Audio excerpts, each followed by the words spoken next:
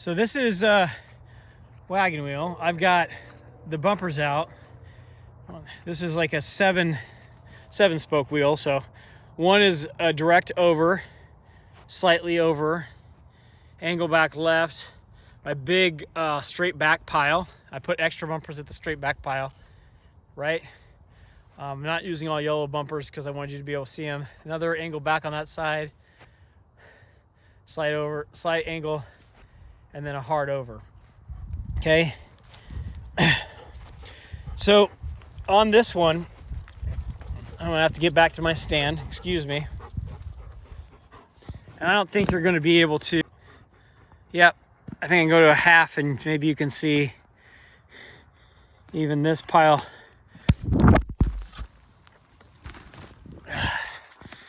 over here. So we'll see how this works, but you know the concept, you know where those are. And I'm gonna be running, I'll get Brody out of the frame. Brody, here, he'll sit. I'm gonna be running Bella on this. Sit. Now, a lot of people think, sit down. You do the T or the double T first, and that's fine if you wanna do that.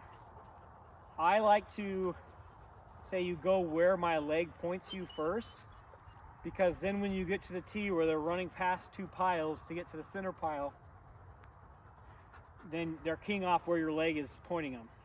And in the Wagon Wheel, I'll run them to the middle back multiple times on that. And I do that drill where I'm lining them, I'm starting to sending them to the right pile, right out of my my back drill. So I come straight to Wagon Wheel. I do the double T still. I don't spend as much time on the double T as a lot of people do. Once they're running past those bumpers, to get to that center pile, and I can stop them and then kick them over, or stop them and kick them back to the back pile again, I'm done with it. I get success, I'm over that, because that's the point of that drill, is that you run past the other marks to get that. People handle a lot in that, and then the dog starts to ping pong because it, you know, you're sending it to the back pile and you're stopping it and sending it off to another mark, or another blind pile, excuse me. And they're like, oh, when they put me on this line, it doesn't necessarily mean that this is the right line. And I don't like that. So the T is valuable to teach them. I think the double T, they're running past piles on both sides of them in pursuit of the middle pile. You can stop them, send them to any of those piles. But a lot of them, the double T, I'll do one over to the left and one over to the right side. And if you don't know what the double T is, I'll show you. But I don't want to do a lot of overs off of the real line. Instead, I'll have learned Wagon Wheel first, and in that double T, after I get my one overs to establish that I have control in that rubric, then I will front set the bird and I will take them off the middle pile and I'll point them to those side piles in the T and run it as a lining drill instead. So that's just my preference. Other people may feel differently, but again, I'm not a pro, no one's paying me, so I get to have my own opinion.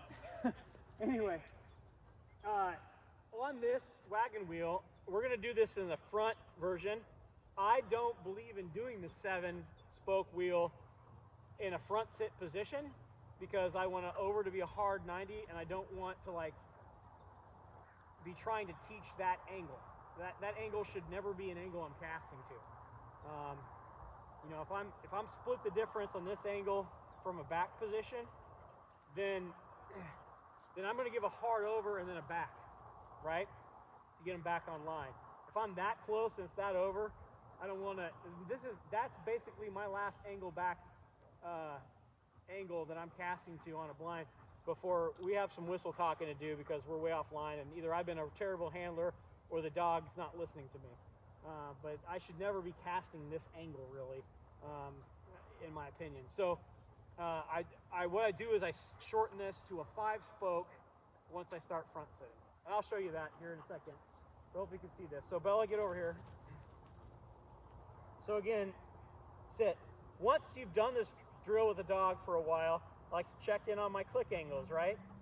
So heel is moving to my left, here is moving to my right.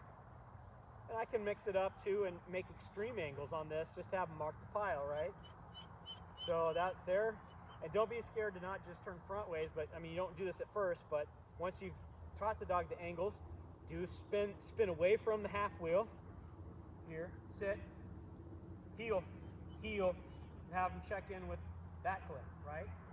So if I'm moving to my right, I'm here. I'm still wearing white shoes, so here, sit, and I don't let them look ahead. No. Here, because I want them to move a click at a time. Here, come on, sit. Here, here. I want them to get used to moving small angles. Like, you get to a test, there's a lot of excitement. They make big swings on here and heel, right? But I want them to get used to, I click a little bit. Because I can only say it twice in a test. But getting them, if they're making big bounces back and forth and I'm trying to dial in an angle in the middle, it's hard. Hey, here. Good. Here, here, here. Sit. Here. Now, for this dog, every one of these blinds is an easy command. It's inside hand throw distance. Dead bird. Easy. Back. Good. Heel. Sit. Now, for this dog, unfortunately, my son trained her where you take the bumper first. Take the bumper first, and then she sits. So that's why she never listens to my sit when I do that. But I usually just run it with orange bumpers, obviously with her age. I put white bumpers out there thinking maybe they'd show on the video. So now I'm focusing here, right again. Here is to my right, heel is to my left. I'm gonna one click over, heel. Dead bird, easy, back. Good. Heel. Sit. Oh, I forgot again. Sit. Good. So normally in a test, right, they're coming back from a mark, you have a blind to run it, the blind's already placed, my body is already going to be facing in the right direction. But on this drill, I don't have my body facing to the next one over because I want her to reinforce the one click on the heel command, right? So, heel. No, leave it. Easy. Dead bird. Back. Good. Heel. Sit. Now, again, when you're first teaching this, you wouldn't start, you'd start with what they know, which is straight out. So you'd put a big pile of white bumpers, and you'd identify that pile, right? And you'd send them on back to that middle pile. And then you'd start the clicking, right? You'd run them several times that back pile, and then you start the clicking. This dog's already done that, so I'm just going in order to like get her fine-tune adjustments in. If I need to work with her on this consistently, like I was cleaning up a lot, she's had bad line manners. I'd come out and tomorrow I'd start here, then click over here, then, you know, so I get her swinging to fixed angles. And I always like to think of it like you know, your radial arm saw or those tripods where you slide, you click into the next 5 degrees, you click into the next 5 degrees, you click in, but you can lift it up and click at 10 degrees, right? Or click at 15 degrees, but when you get to that spot, it still clicks in. And that's kind of what I want the dog to do. Dead bird, easy, back.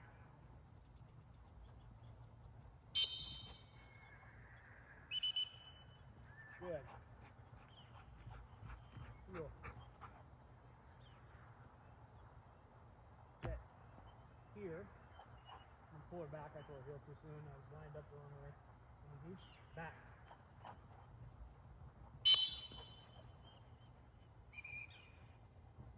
A lot of times too, heel. I like to put extra bumpers at that center pile. Sit. So I'll bring them back center. Easy. Dead bird. Back. And I'll rerun to that back pile. Heel. Just so that I'm reinforcing that straightaway lining. Sit. Because that's the most controlled. The angles are hard for the dog to learn, but once they know the other bumpers are there, the most controlled line is the one straight through running past all the other attractions, the other bumpers. bird, back.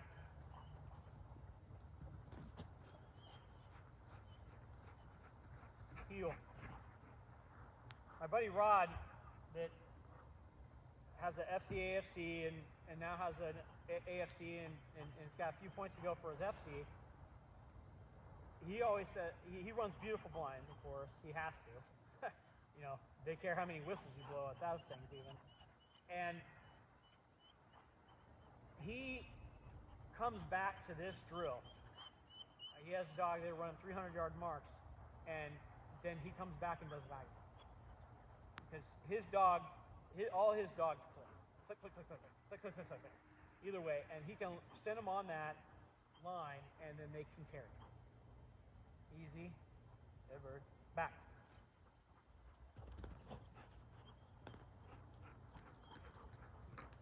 Good, sit.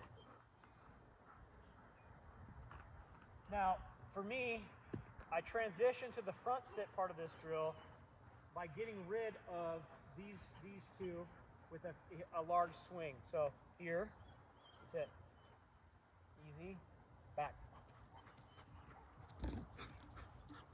So again, I'm not going to line myself up to that other one. Here, sit, sit. I always forget with you, backwards. All right, and then I'm going to say here, I'm going to pull her out of the wheel towards the other mark. Here, hey, sit, easy, back. Okay, meet me here, heel.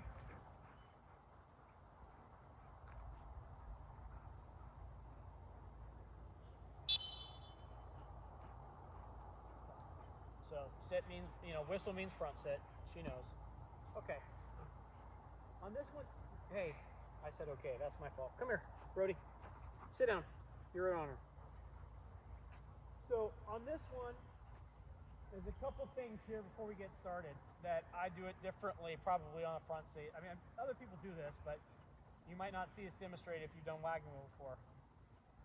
Now I have a hard over. I have an angle back. But I still only have the one back pile. I've tried it with two back piles.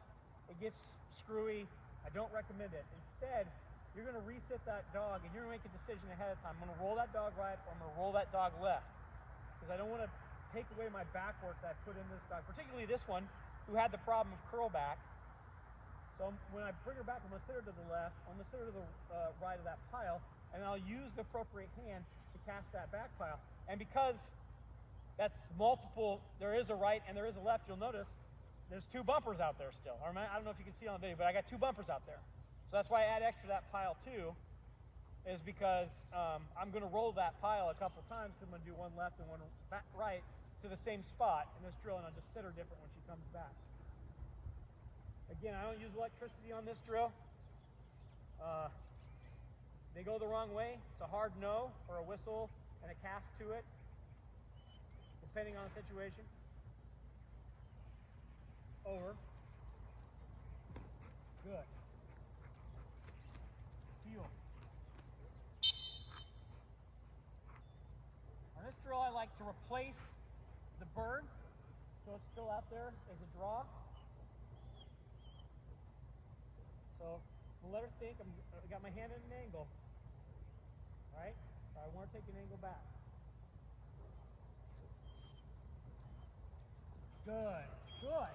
And that's the hardest. Here. Sit.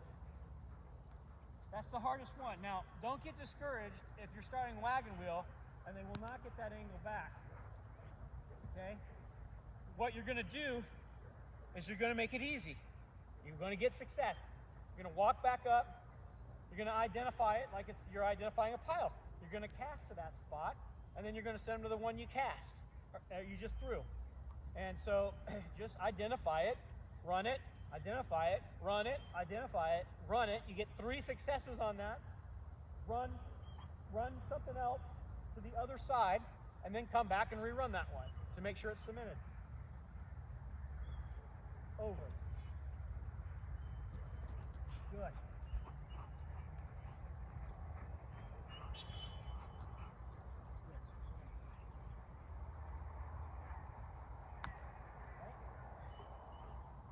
This is perfect. She's to the left.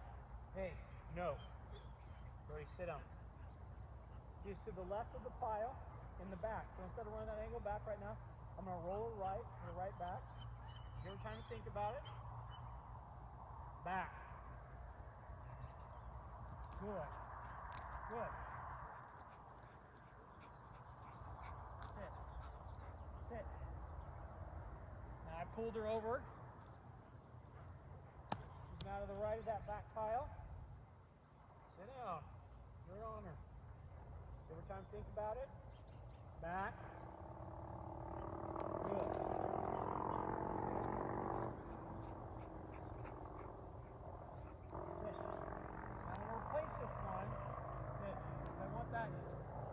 Out there. Now this is a money bird, the angle back.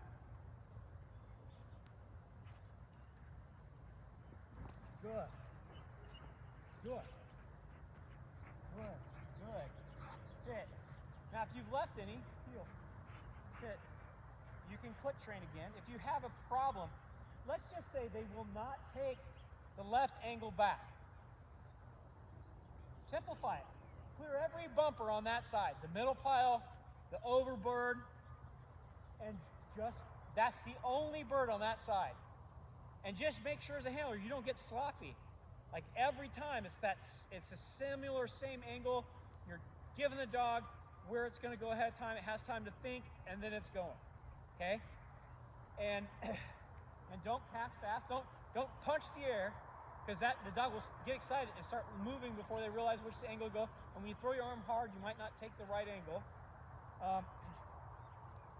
And I wouldn't move my body to try to move with the dog, because later on, you know, if you need the dog to move over 6 feet and you don't want to give it over and you want to give back, you can start to teach them that means move a little bit more over when you get back, right? And you can do that in the line drill. So anyway, if you've got them left, heel. You can come back.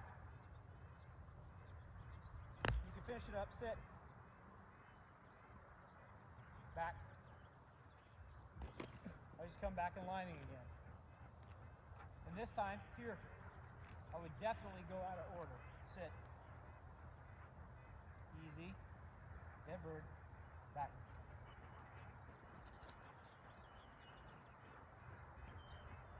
Heel. This is a good time to go ahead and line up for the bird you want to go to. Sit. Here, come on. Instead of just flicking. Sit. Here. Back. Good.